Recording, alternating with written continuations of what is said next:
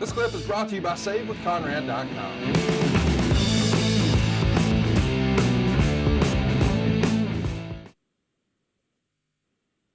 Talk to me a little bit about the whole breakup thing. There's been a narrative out there that Hunter and Stephanie are seeing each other while Hunter still technically lives, or at least shares space with Chyna. And she goes through his bag and finds a note from Stephanie. Did you hear that story? Yeah, I've heard that story. Did she bring? Don't know that I can't confirm it, Connie, nor deny it, but I've heard the same story on multiple occasions. I think where there's smoke, there's fire, and I think that story to be true, as I sat here and talked to you today. When does she come to you? I mean, you've told us before that she would come to you a lot and sort of confide in you and pour her heart out, and she's very emotional and upset. Mm-hmm. I mean, is she just inconsolable, or are you able to have real conversations with her about this split when it's still fresh? Oh, yeah, we talked. I could count on talking to her for at least a couple of hours at TV. 2 hours. I have people waiting to talk to me, have payroll issues or other issues, and they have to wait. And sometimes it was just waiting for her to regain her composure because she's crying unconsolably. She cried like Fred Gwynn of the Munsters, a deep voice, and it's just sad. I felt for her. You know, I almost want to cry myself. She really was heartbroken. Right. I think that's the first time in wrestling that I ever saw a talent over a social thing, a death, yeah, but socially be so distraught that it affected me. That's how much it meant to her. She was just destroyed when she found out that Hunter was, quote unquote, cheating on her. Now, look, was he cheating? Hell, I don't know. If they were seeing each other and they still had their thing going on, then yeah, if that's what happened. But I don't know that the relationship hadn't already imploded. I don't know. But bottom line is she was heartbroken, inconsolable. And so now she's trying to figure out what she's going to do. And she's got to have that $1 million or she's going to be gone. Well, I can't do the $1 million. So, and I didn't try to resurrect it. I didn't say, okay, look, but I will do 750. You just let it go. Mm-hmm. It was not here's the thing. I've said this to you before, privately and on this show. My style of management is not for everybody. I get that. My little diatribe I made a couple of weeks ago about, the guys congregating like quail, Quail, quail, is probably a little coarse. I could do a better job of that in my lifetime. But there just wasn't any way to make this right. So I reverted back to my old philosophy. If you can't solve somebody's problem, Conrad, what do? You eliminate it. And that's exactly what we did. We gave her the opportunity to stay. She still would have been a great earner. She still could continue her career. She'd had to restore her faith in wrestling women. I don't think that she could have done that. So this was so many bridges to cross to get back to a steady ground. I didn't think it was feasible, especially when the love of her life she's going to see every day with another woman. Figure that out. Right. I can't do it. Dr. Phil would have a hard time figuring this one out. He'd probably say the same thing as, let's cut bait. Let's move on. Did Vince have a powwow with you about this and say, goddamn, pal? Got to look out for our business here. Got to look out for my kids here. No, the kids never came into it. Okay. The business. I'm not sure we can manage her anymore. I'm not sure we can make her happy. That to her or to him? To Chyna. Okay. Vince was not sure we, the WWE, could manage her in a successful way any longer based on what has transpired. And I don't disagree with that. And again, it's going to sound like, well, JR wanted her out the door so he would have less issues to deal with. It was a situation that was built for failure. No one can convince me that she would eventually be okay. If you had sat in those meetings with she and I, fly on the wall thing, you'd see exactly what I'm talking about. Her heart was broken. And I don't know how you mend a broken heart. I really don't. So I think we made the right call. I tried to end it with no hard feelings. And look, if we saw going forward down the road that we could have brought her back on even keel, on level footing because of the Hunter Stephanie thing, I'm sure if it could draw money, Vince would bring her back, no doubt. But I never thought that she'd get to a place in her life where she'd be comfortable walking the halls, thinking people are staring at her. Get back in that same scenario. What did they do when she was 13 or 16? They stared at her. They belittled her. She created this monster around herself that was going to be recreated in the afterlife of this post-WWE run. And if she came back, she's going to know that she's going to think everybody's looking at her, and that, you know, you're being stared at, and she's been, that had happened to her whole life for the wrong reasons. So I just never thought that we could make this, put all the pieces back together and make it whole. And how it worked out, we didn't have to go into negotiation. We didn't have to fire her. She didn't have to quit. Contract ended. She got all of her money coming to her. She still got royalties after that. Her estate may still be getting royalties. Wouldn't be surprised. So that's kind of where we had to leave it on that WWE Johnny Lauer end.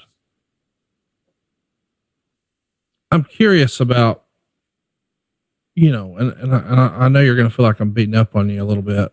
These days, we see the WWE have folks on the roster, folks on the payroll who aren't actively working on camera. For instance, Paige comes to mind. I think Paige is still under contract with the company, still probably has a very healthy income, but she's not in the ring every week. She's not an on-screen character every week. But the company's keeping her around, I would assume, because they know she's talented, and then they appreciate her contributions, and they hope they don't want her to go to AEW, and they hope to find a place for her in the future.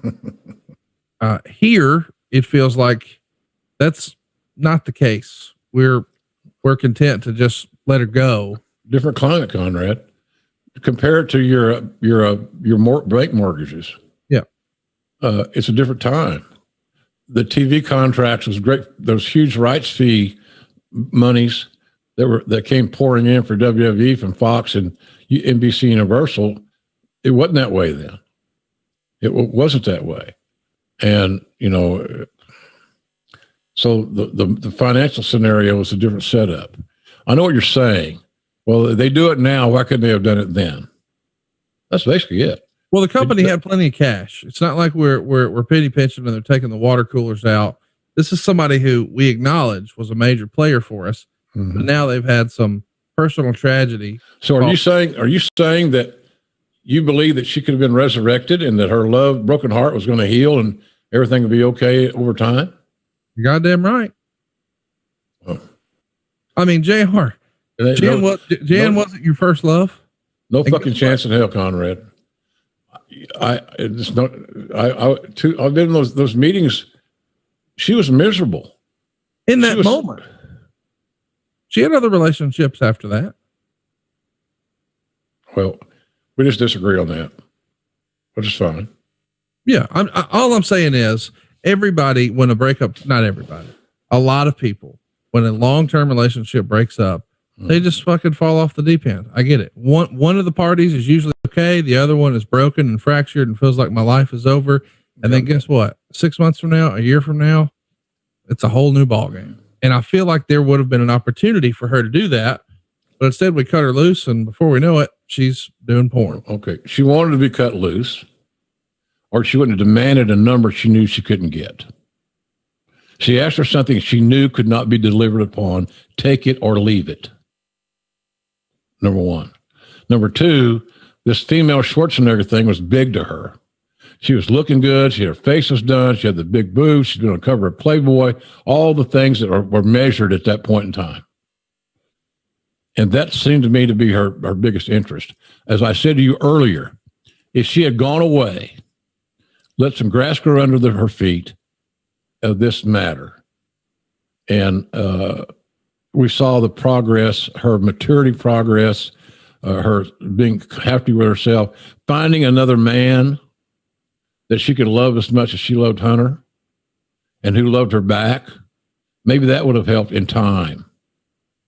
But, and Vince, I'm sure Vince would have hired her back if that had been the case. That wasn't what she wanted. So I don't think we made a mistake in how we handled that.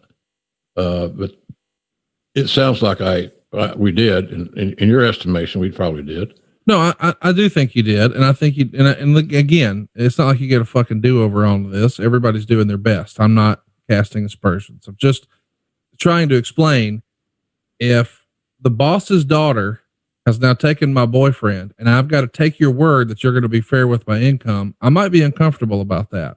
I know you have been in the past, but that's when circumstances were different. If she wants me out of here and wants me to be booked a certain way or presented a certain way, it's going to affect my income. No doubt. And so if there's no guarantees as to what that income is going to be, I don't want to be stuck in a miserable situation making less money than ever. And it's all because this lady who stole my boyfriend doesn't like me. That feels like a rational response and request, but I understand you saying you think it was a hard line, yes or no. And that was probably the wrong way to handle it. No argument there, but I just don't see why, hey, go, as you used to say, go learn a new hold. We'll see you in 6 months. Yeah. In the scheme of things, if she's a major player for you, she'll be a major player for you in 7 months. And this 6 months is just an investment. If she had torn an ACL, she would have had that, but she didn't. She tore, Stephanie tore her heart. And so now she's out of here. Yep.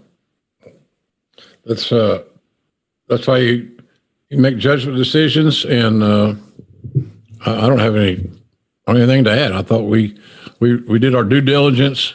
I met. I conversed. I shared ideas with her. I shared thoughts with her. At the end of the day, I could see that we were not going to come to an agreement. Right. I could not fulfill her demand for $1 million a year.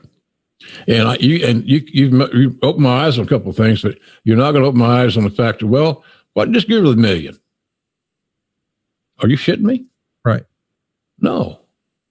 A lot of the guys there who are in the Hall of Fame now and are very financially secure never made a $1 million downside.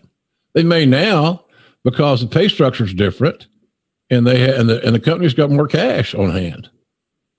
But nonetheless, I don't think that. I think we've made the right call on that deal. But I do believe that Vince would have hired her back if wounds would have healed over time. And look, if she goes off and becomes this female Arnold Schwarzenegger, then what is she worth to us? More. Right. So I thought we had some things put into place, but then she got making some bad decisions, especially let's talk about that. With the booze and alcohol. So, the booze and the drugs. And like a lot of wrestlers, for whatever reason, they are prone to, if they're going to do pills, they do downers. I know, I did them. Ambien, Xanax, if you can find the Oxycontins and all that shit, all downers. There's no speed type thing. There is, but it's not utilized as much as the downers. And so when you're insecure and you're easily depressed and you use booze and downers as your part of your diet on that given day, you're aiming for a disaster. And unfortunately, that's exactly what happened to her. Hey, it's Conrad Thompson. Thanks for checking out the podcast here on YouTube. Be sure to hit the subscribe button and the notifications bell so you get a notice anytime we upload some new content. And go save yourself some money right now. If you're in a 30-year loan or you have credit card debt, it's not a matter of if I can save you money, it's a matter of how much. Find out right now for free at savewithconrad.com.